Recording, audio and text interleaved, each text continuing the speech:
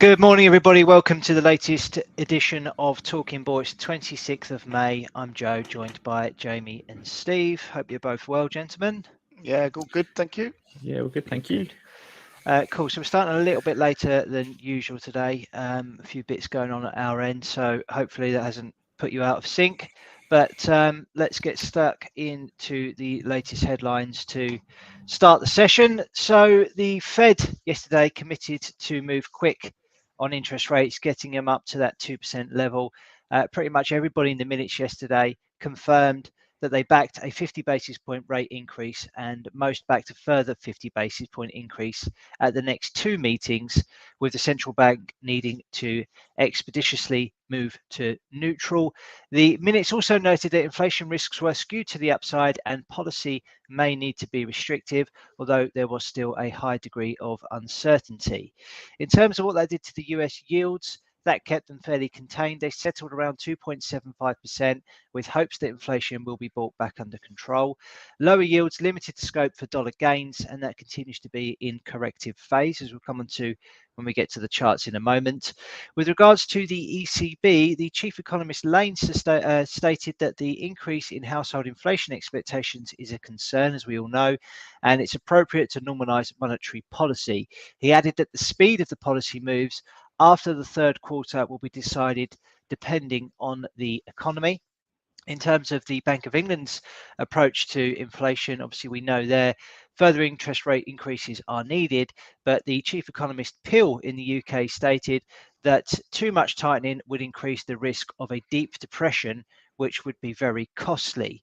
We are actually expecting some UK fiscal support in the coming days. In fact, today, markets are expecting Chancellor Sunak to announce a support package of at least £10 billion to ease the cost of living crisis. This will provide an element of support for the economy and potentially give the Bank of England increased scope for higher interest rates to try and combat inflation. So a fair amount going on in the news today. Let's get into the charts to see what's impacting markets today. Steve's going to kick us off by the looks of things with cryptocurrencies and in particular Bitcoin. So off you go, Steve. Lovely, thanks, Joe. Yeah, Bitcoin has been pretty disappointing this week. Actually, it's been not moving. It's really strange. So we've seemed to have stalled in this sell-off. The weekly chart shows we've hit the really key support level around about the 28,500 area. Reacted higher from here, so it's really clinging on to this high volume area. So that is really key. A break of here, and we're definitely looking for a quite aggressive move to the downside. But seem to be just bobbing along quite happily, quite content, and potentially this we've got these lower highs being posted, as we can see from this. Definitely a trend of lower highs, and we've got the if we ignore this spike lower, not completely because it did happen, but really sort of like looking at this level of support that there's a little bit of confidence behind. So as I say, a break above, a break below here, we're definitely, well, I expect to quite quickly see the 25,500, if not a 20,000 handle, which might be a bit shocking. However, there is potential for this to go either way. This descending triangle formation doesn't necessarily mean we are going to go lower. It normally is a continuation, but you know, the percentage wise, it's a bit 50-50 really. So what I'd like to see on the upside, if I was long of this, is a break above the 30,700, even 31,500 level, and that would target a move towards 33,000. I think a deeper correction higher really would be limited to 38 to 40,000 in my eyes. So I'm still bearish overall with Bitcoin, but it's really slowed down on that side of things. On the commodities side of things, we've seen, let's take a look at gold, and interest rate of a half percent more is obviously positive for dollar, not so much for gold. The return on gold isn't quite as decent as that. And yesterday's bearish engulfing candle for me is pretty significant. We're back below the 21-day moving average, and if we can get a little bit more, get a little bit more price action into this, we can sort of see from this is the sort of like the range we are in, this really sort of like big range between the sort of like 1680 up to 2075, the all-time highs. We're in this downward trending channel. It looks like this now should continue lower over the coming days. Support coming in at currently around about 1642. Also below that, we've got 1632 support, and just in front of the 1787 was the low we got down here before we posted a bullish hammer, then rallied higher. Below there, we've got 1780. But a significant one really 1724, and below that, as we say, the bottom of that range comes into sort of view. So again, probably gold. I think I was looking for a little bit of a potential for a spike higher yesterday, maybe looking at the Fed not delivering what they did, and that would have seen a little bit of upside momentum, but it didn't come about. Never mind. On the oil side of things, I'm still bullish on oil. We're in this bullish channel, moving higher. We've got a potential trend line. I've redrawn this trend line after the spike on the 17th of May, and we're really sort of, again, with the commodities this week seem to have been quite muted, along with cryptos. We've seen sort of like a lot of indecision at the top of this channel, but I think we're sort of like still trending ahead of that 21-day moving average. That's a significant moving average on a monthly chart. Volume wise, we're above the point of control in terms of the volume on this. I know it's not called point of control on here, it'll have its own name because it can't be the same as market profile, but yeah, looking at, we're at the top of the resistance, a break really above this trend line, and that brings 115.65 into play, and wouldn't be too surprised to see that multi-year high retested at some point, but it could be a few weeks away, if not a couple of months. That's me on the commodities. Steve, okay, let's take a look at FX then, shall we? Okay, starting with the dollar index, we've got the dollar index still in corrective mode. So we got up to these highs that we discussed, 105, but formed a little bit of a top pattern there. We've broken down through some supports.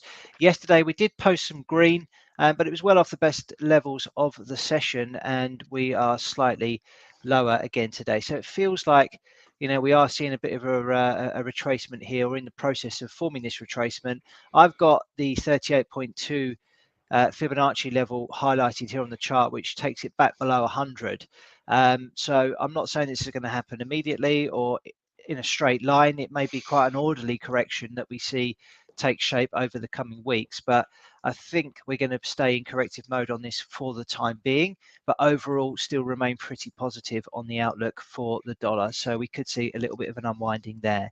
Now obviously it's going to have an impact on euro US dollar, but again, long-term picture still looks pretty bearish. We are rallying into a 38.2% here in the shorter time frame, which comes in at 107.86. Yesterday we actually posted a bit of an engulfing candle, so we can see there the gains that we posted on the 24th of May were pretty much engulfed entirely by the price action that we saw yesterday, and that's just pulled back to this support level here, which was a previous resistance at 106.37. So that seems to be doing a bit of a job, and would suggest that maybe higher prices could be seen in euro dollar in short term. Now, just in terms of a couple of other interesting FX markets to keep an eye out for today, I quite like what I saw yesterday on euro sterling. Just, you know, from being a bit of a geeky technical analyst, but you can see there's a big old engulfing candle that was formed here yesterday, following the sharp gains that we saw the day before. So that may be an indication that the buyers aren't quite ready to drive this higher for now. We're still being capped by this downtrend resistance line as well, but we are seeing some encouraging signs here, potentially in the form of an inverse head and shoulders, but it's not straightforward. The chop around here could potentially have caused some damage to trading accounts because it hasn't reacted in a straightforward technical way, and not all markets do. So sometimes technical patterns can take a little while to form, or they'll just give you the run around and actually won't perform in the way that you expect them to. So do be careful there. Just looking at some of the other sterling pairs. This was one that we highlighted yesterday for the gun to the head trade. We've seen a nice range trade here in sterling Swiss. We've seen a breakdown here, and we've seen a retest into this newly formed resistance, which still seems to be doing a job. So I quite like the look of this and still fancy lower prices from sterling against the Swiss franc. If we take a look at sterling yen, looks as though it's forming a head and shoulders top, but again, so choppy in here, which is really difficult. If you are trying to trade classical patterns, this is giving you the runaround at the minute, and it's the same a lot actually. If we look at Aussie yen, looks like it's formed a head and shoulders top, rallied into the neckline, but overshooting, and we're getting some pretty large ranges form here, but it still looks like there is potential for this to potentially play out, but we need to be a little bit patient and be very careful with your risk management on that. So that will do for the FX markets. Let's take a quick look at indices. Not a lot changed really. If we look at the German DAX, first of all, that's still being capped by this downtrend resistance line. We've seen a couple of attempts at trying to overcome it, but nothing really serious or breaking through these levels. So for now, it looks like the pressure is still on the downside with this.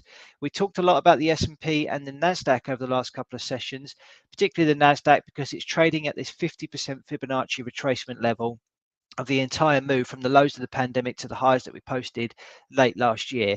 And if we look at the price action around here, we can see it's very undecided.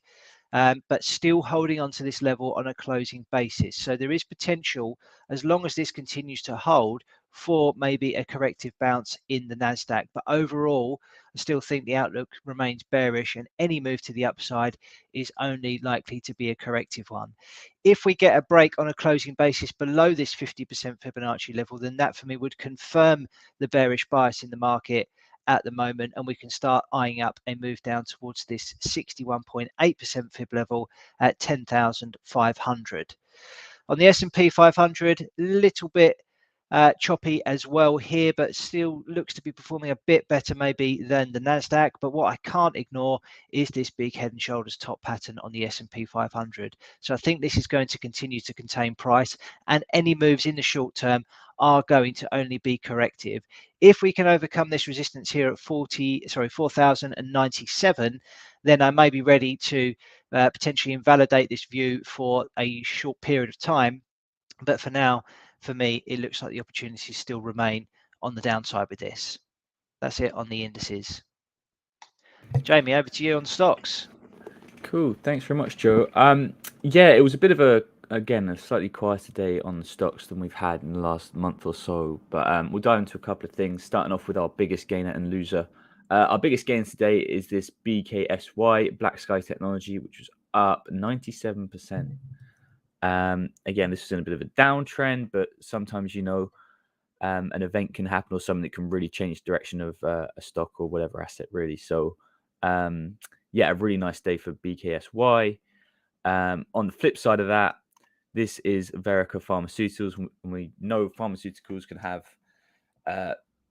huge volatility and big moves like this. This was down 63.85% yesterday. Let's see if we can find out if there's any information on that. I'm not going to dig for too long on this, but yeah, we were down pretty considerably on this. I think this actually did, if we bring out to weekly, we had quite a nice support level about here. You can see that obviously that's been quite clearly taken out now, but we had a break and we had a zoom into a daily again. We did have that retest of the support as well before it fell off, so might have been an opportunity to get short there, but yeah, so that's the gainer and loser of the day. We'll jump in quickly and have a look at, here we go, have a look at the S&P 500 heat map. Yeah, you can see it was mainly positive on the day. You see there's majority of green, and like I say, it's a really easy way of telling how the day went. Notable things I'm seeing, just quickly scanning it, Tesla was up almost 5%, and we looked at Tesla a little bit and said that it needs to kind of rally. It's been struggling for a while. I still need to see a bit more follow through on that to change my mind that it's still not heading lower. But other than that, there's nothing too crazy. Amazon up 2.5%, but that's been really struggling recently. But nothing jumping out really. Google and Apple quite muted days. So there was something jumping out on your watch list that I saw a minute ago. Yeah, I'm about to jump in. I think I know what you're talking about. Let's have a look at it now. Right, were you talking about GME? I was going to have a quick look at this. Yeah, up 29% yesterday, which I'm sure will make a lot of people very happy that are still sitting around on GME. We're still kind of having this head and shoulders that I said could be forming is still valid at the moment. Obviously, a nice 29% update now. With this support level still here at about $80. There's not too much more to say. I'm still not super positive, but we know that the meme stocks can have these big kind of days where they're up 20, 30%. But as you can see, if we kind of zoom out, it's been pretty flat for quite a while with no real traction in either direction. But so on the upside, just looking at that, I mean, what you can often see when you're waiting for bottom patterns or top patterns to form is that you can actually get too caught up believing something's going to happen, and then actually what's happened is actually formed a bottom pattern. So you're looking at that and I'm thinking, well, okay, well, if it gets above 199, actually what we've got is a massive double bottom pattern, which could then extend prices on the upside. I don't understand personally why that would happen with GameStop, because I don't see the sort of value in the business. I don't think anyone does today, but it seems to sort of like. But also, what I'm thinking, how much of a rally percentage-wise it's actually got to do to get to that double top? It's going to have to be quite a considerable move. Yeah, well, that's the thing, and we've got earnings coming up soon for GameStop, so that will maybe give us a bit more direction on it. But you are right. But as you say, we're quite a way off this kind of as a percentage. Can you measure that? Yeah, let's bring that up. So from where we are now, so about 75. Bloody hell, yeah. So it looks pretty close on a chart like this, but it's not really. If we zoom out so this is a arithmetic chart. You can see it looks a lot further away when you just look at the pure price, but so still quite a way off, I think, there. But that would be what changes the perception of GME for me. I'm still bearish on it until we do get a bit of a break of these levels. But then you missed out on 75%. That's the thing, isn't it? You can get shorter term patterns that could indicate a move up to that level. If we looked at like a 4-hour chart, we did have quite a nice break of a bit of a smaller channel we've been forming. So maybe if you're looking at this on an intraday basis, you may have caught a chunk of this. It's not perfect, but something like that, you might have managed to get a break. And the thing is, you can see patterns anywhere. I think it's important to kind of have. That's why it's so important with your risk management, because you can draw that as a channel. So we're kind of at the top end of that channel now. That you've got to find what your own style is when you're trading, and you've got to implement some form of risk management. Because otherwise, you can see, like Joe saw, the potential double bottom. I'm seeing a head and shoulders. Like it is quite subjective a lot of the time. But that's why it is important to make sure you know when you are getting into trades where your stop loss is and where you're getting out if it doesn't go the way you want. Yeah, I think the thing as well, when you mentioned head and shoulders, obviously the key thing we've talked about it before. Head and shoulders are classic formations, classic reversal formations at the top of a trend, or inverse head and shoulders are at the bottom of a trend. This market's been moving down, and it's forming a head and shoulders like pattern, but it's not an ideal pattern because it's head and shoulders at the bottom of the trend. But a lot of the time they do play out in a similar way, because really that shoulder, if we do get up to 140, it's still, if you're saying this is the sort of a head and shoulders pattern is very much based on what these participants of the market are doing at the time. They sort of have this little bit of a rally, the fall off to the neckline, then the real surge, which we saw the surge up to around about $200, then the sort of like next sell off, and then we should see resistance coming in around about that 130 area. And then the sort of like, and you want to see this sort of like this volume sort of like spike around the neckline as well, which you're sort of seeing. So there is potential for it to be that pattern, but it's not a classic head and shoulders. Sure, yeah, that's a good point. I do always say head and shoulders like I'm referring to a classic type, but I should qualify what I mean by that. So it's just the kind of the shape for head and shoulders and the psychology behind it, but no, it's not of course a classical pattern. We'll jump into a couple more quickly. Pinterest we looked at the other day, it gapped down and now it's moved back up into this previous level of support at about what we've got about 1860, 1870.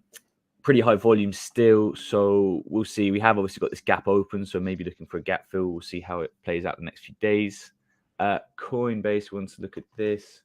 We've got this weird kind of consolidation. And I was going to ask you guys about this actually. This isn't really a flag, like a bearish flag, is it? It's kind of going the wrong.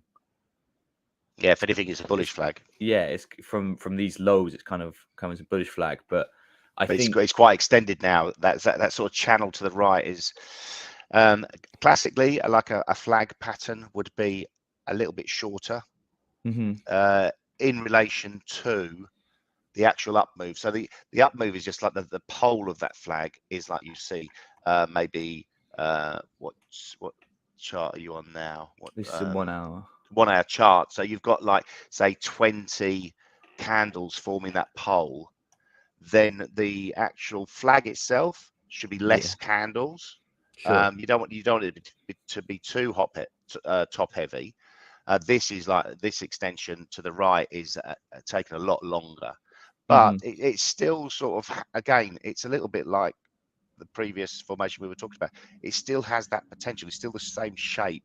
So yeah, exactly. When you sort of bring it in like that, it's still bearing the resemblance of what that flag formation really sort of like can produce. So that I would still say there is sort of like potential for that upside. Probably needs a key driver to sort of like which for Coinbase I don't know what that would be, but I'm sure there's something out there which will initiate something. But yeah, the most recent price action on that daily chart is that bullish engulfing, which is it's just been sort of like up one day down the other. It's been a rocky old ride for Coinbase holders. It really has. I think to kind of indicate a move back up to this kind of 100 level, we'd want to see a close above all these wicks here, which will be taking out a lot of those stop losses, people trying to short it. But like you say, we need some kind of driver or catalyst to move it back up there, and we'll have to wait. There's a nice little gap up there where you've measured to as well. That gap on the chart is like would be screaming at me if I was, looking at this. It's one of those things though.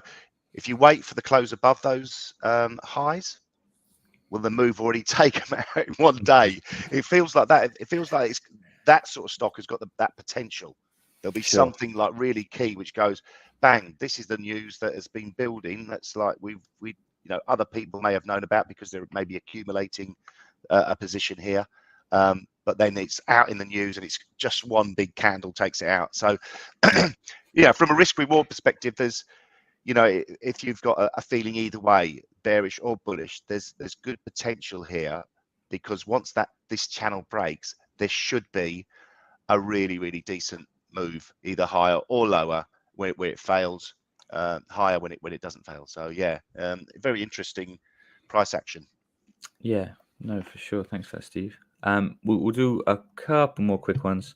Video, what do we have here? Oh, I want to look at this because aftermarket, it was down pretty heavily. It looks like it had a good day, up 5%, but it was actually ended up being down about 6%. So quite a swing towards the end of the day on a video. Coming into the support level, which we'd had drawn out previously, bring it out to a weekly chart, which was previous resistance way back in 2020 into 2021. We're approaching that now. So, one to keep an eye on there. looked at Tesla, nothing too crazy. Micron, we put out this idea. It was a bit of a short-term scalp type idea. We had this previous support here, which held up once and then again twice, in a bit of a channel type formation. So we're looking to try and see if it could hold up again. I'm still more biased on a move breaking this, but the risk reward was pretty good to put out an idea here, and so far it's been moving in our direction. Can I ask, Jamie, why didn't you target the resistance? Yeah, well, this is something which I always think about when I write my ideas. I think it's because for me, I've got this outlook that this is this bearish outlook. We've had these lower highs, we've had these lower lows, and for me, I'm maybe this is a bit of a personal feeling, so it's not particularly good logic, but I feel that the kind of price action we could see from here is more likely to be something like a bit of a bounce, but a failure right into the perfect level I've drawn. That's ideal. That's what I'm looking for.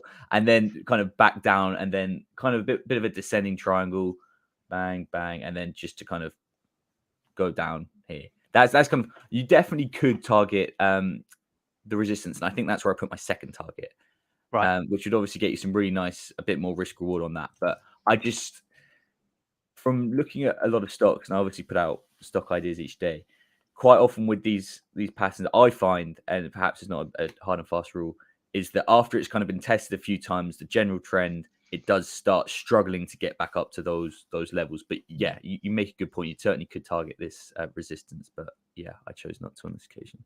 Okay. Yeah, cool. but I mean, the risk reward you've got on that is still ample. You know, like you say, we look at a lot of trade ideas every single day, and your risk reward on that is 3.5, which is absolutely, why should you be too greedy about it? And it's good to have a couple of different ideas on where you'd take profit ideally, and even when you get to 3.5 or where you've targeted, you could even take a partial profit, and then really then sort of like try and hold on to a little bit more for something higher. But 3.5 to 1 is like definitely ample in most people's eyes. So yeah, good target. Yeah, I think it depends on your own kind of. That's why when you're trading these ideas, you've got to have a plan, and whether you want to kind of scale out of a position or you want to take all your profit at one point, that's kind of down to you, your personality, and how you want to trade. So this is how, I mean, I haven't traded this myself, but this is the kind of thing I prefer, is just kind of having a tight stop loss, which if price did get to here, it invalidates the idea for me, because then it's broken through the support. So we can keep it really tight and still get some good risk reward without having to target the highs, which I think is less likely to happen. So yeah, that was my logic on that one there. Couple more quickly. Costco, I just wanted to look at. It's held up on this. We drew up this trend line support last week, I think, and it's so far this week held it up quite nicely. We did have a really high volume day last week on, was it earnings? I can't remember quite what it was. No, it wasn't. We got earnings coming up soon, which will be key, really. I think that would be a real catalyst. If we get a break below and a close below this trend line, I think our next target is at least the 38.2 fib, perhaps lower. I think lower is probably more likely. So we'll see how Costco plays out there. Couple more. What do we see here? Oh, here we go. A Vactor Group. This is a bit more. What are we thinking about this flag? We like this one a bit better. Yeah. Something like this. Potential flag. flag. Potential flag or pennant. Yeah, pennant is like more of a sort of like a triangular type formation. A flag is very much parallel lines, so you can sort of like like it's a bit nicer, isn't it? I think we've looked at this a fair bit, and I remember we looked at this one, the key level at 100, and it's found support again. You can see twice actually in that 100, nice. 102 level. It's been a really important level for a long time, actually. If we could probably just stick a line on 100 and it will hold up quite well. Let's just coordinates. Let's see what happens. It's quite a thick line. Let's maybe thin it down a bit. There you go. So you can see on this, a weekly chart, it's really it's done a job holding up with a lot of these wicks. It gapped through it a while back, retested it, hit it spot on, broke through it again. Now it's retested. So it's been a really nice level holding up well for Vactor Group there. What do they do? Commercial services. I mean, it's exactly what we were talking about earlier. You can have two analysts looking at a formation and looking at slightly different angles, maybe time frames. And for me, this is like, you could almost say this is a bit more of a classic head and shoulders formation, which is formed. We've had the breakdown, which broke down to 38 or whatever. If you, take it right from the, that's it. Yeah. Take it from the, yeah. No, that's fine. And then there, and that could be right shoulder there and then down. Yeah, exactly that. And so it's broken the neckline, and now it's come back and retesting it. So is it retesting it to sort of then absolutely get hammered all the way down, back down to the lows? Or is it basically forming that bullish pennant, bullish flag to sort of like invalidate the whole actual formation itself? Quite interesting. It's just interesting, sort of like having those different takes on it and different looks at it. Sure, yeah, I completely agree. And we've got this right shoulder. Well, it's a bit more tricky to see. You don't have so much separation. It's not like an arcing. It's a bit more of a flat shoulder, but it is a lot lower than the left shoulder, which is something you look for in these. It kind of gives a bit more validity to me. The one thing I say, kind of looking at the volume at the bottom, we have got these big sell-off weeks, which suggest maybe some distribution. These big red weeks, but recently we have had on the kind of pole of this flag or pen. The volume has picked up quite nicely, and it's also dropped off in this consolidation as well. Yeah. Which is a good thing, right? I think. Yeah. From the bullish side. Yeah, potentially explode to the upside. Yeah. Nice. Yeah, we'll have to see. Like you say, I mean, you can. I think what this kind of talk on stocks has showed is that you can interpret all these things different ways, and it's important not to get too set in your own opinions. And because let's just say, I don't know, I really thought this was a flag. I thought it was going to play out. I came in a bit early. I decided, I'm going to kind of buy it at this level. It starts coming down, but I'm sort of thinking, it's a clear flag. Like we've had the pole is kind of, it's coming back down, but it's just a bit of a deeper retracement. You've got to be able to adapt and not get too stuck in one way of thinking, because that can be what ruins an account. Yeah. And that's the theory behind good risk reward, good trade management. You can sort of like, you can try a lot of these things. You don't have to get them right half the time, all the time, or even half the time. You know, you can sort of like, if your risk reward is good, you can get them wrong more often than right and still be producing a nice return. Yeah, and that's the bottom line, isn't it? It's getting that nice return. I've talked for quite a while on stock, so should we move on to our last part of the show? Let's move it on. Okay, so the next part of the show is when we're going to give you some trade ideas for you to have a look at today. Now, these are trade ideas that we come up with effectively with a gun to our head, so we don't put too much thought or effort into them, but we are just quickly scanning through charts, looking for some decent setups that we fancy between now and 9 p.m. UK time tonight. So just to reiterate, each of us is going to come up with a trade idea right now. We're going to place these ideas at market. We're going to have a stop and a target on each of these ideas and a risk reward ratio in excess of 2 to 1 on these opportunities as well. Each of the ideas will expire at 9 p.m. UK time this evening, or when the stop or the target is hit. And you can follow the ideas on our TradingView profile. We are keeping record of them as well. But you can see here we gave 3 ideas yesterday. So we were selling sterling Swiss, Jamie was selling copper, and Steve was buying gold. Now, you two were stopped out in these trades yesterday, which, I don't need to go and replay them because, it's, we're being honest and upfront and telling you that that's what's happened. We had a minor loss on sterling Swiss yesterday as well. So 3 trades yesterday, which didn't work out. But, when we do get these trades that work out, they can be quite lucrative because we're always focusing on that risk reward. So, gents. Sorry, Joe, I'm not. I don't know if I'm looking at a different chart. I don't think I did get stopped out, but I might be wrong. Could you just kind of play that out? Yeah, here we go. I may well be wrong. Live on the show. Yeah, I don't trust him either, Jamie. Don't worry about that. No, he didn't get stopped out. Oh, there it you wasn't go. very successful. I'm going to check my gold trade now. Yeah, you probably should do. You were slightly offside though, Jamie. I was. Yeah, I'll amend the spreadsheet now to reflect that. Thank you very much for spotting that. That's all good, no problem. The close there was 4.2785. Yeah. It started off quite nicely. But so you're only really 0.1% offside on that. 0.1 hour offside. And now it's kind of moving quite nicely. The retest of that head and shoulders top is starting to play out. So fuming that nice. 9 o'clock has just intercepted me. Yeah, sometimes that is it the works. sad Sometimes reality it of helps. it. Sometimes it doesn't. Yeah. Yeah. Never mind. Okay, right. Let's go again then. I'm happy to go because I've got one ready, and it's actually just replicating what I did yesterday. So this is sterling Swiss again. It's trading in a range. This is the 4-hour chart. We can see here. Sorry, it's not trading in a range now. It was trading in a range, but we've seen a break to the downside here, and now we're seeing a retest. I spotted the same thing yesterday, but it didn't work out too well. So I feel like I'm getting a bit stubborn with this because I've probably traded it maybe 4 or 5 times now over the last week. But I still really like it. I still think it's the sort of nicest technical setup I can see at the minute. But obviously, these classic setups don't always work out in the way you'd expect. But I'm going to do it anyway. I'm going to sell now at 120.64. I've got a stop loss at 121.25. And then I'm targeting a move down to 117.08. Quite a big move. Looking for just under 6R on that one today.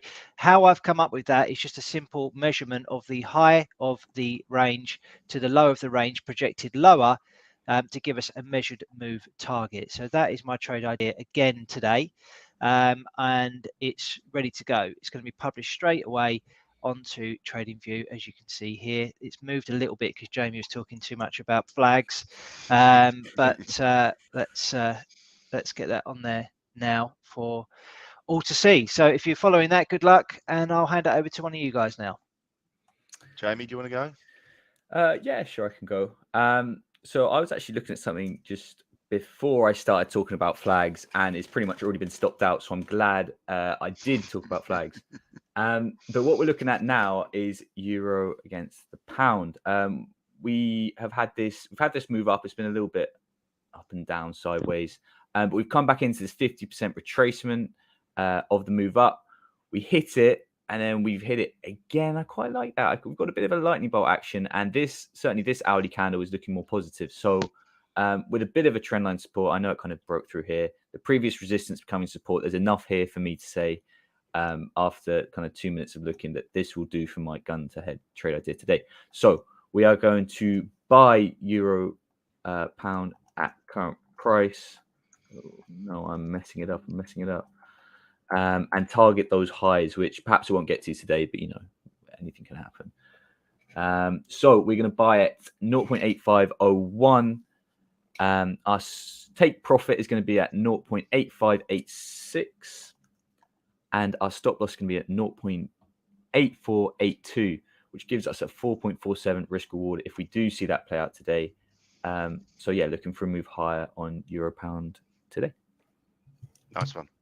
See done. Go on, Steve. Yeah, I was taking a look at. First of all, I was taking a look at gold. Thinking about. I was wrong yesterday, and it's broken down below support that I was looking at around about 1847, but it's now back above the support, and I'm sort of thinking I look a bit stupid. Buying gold one day, selling gold the other on the gun to head. But I don't really care too much about that as long as it's a winner. But the thing we talked about is not get too set in your ways. Now, you know me, and you've seen me for over 600 episodes. I'm sure you're tired of seeing me, but you know that I love selling indices, and my sort of like one of my main approaches is looking at that panic side of things when stocks are selling off. And I suppose it's because I'm a little bit impatient with things, and I like to see quick rewards.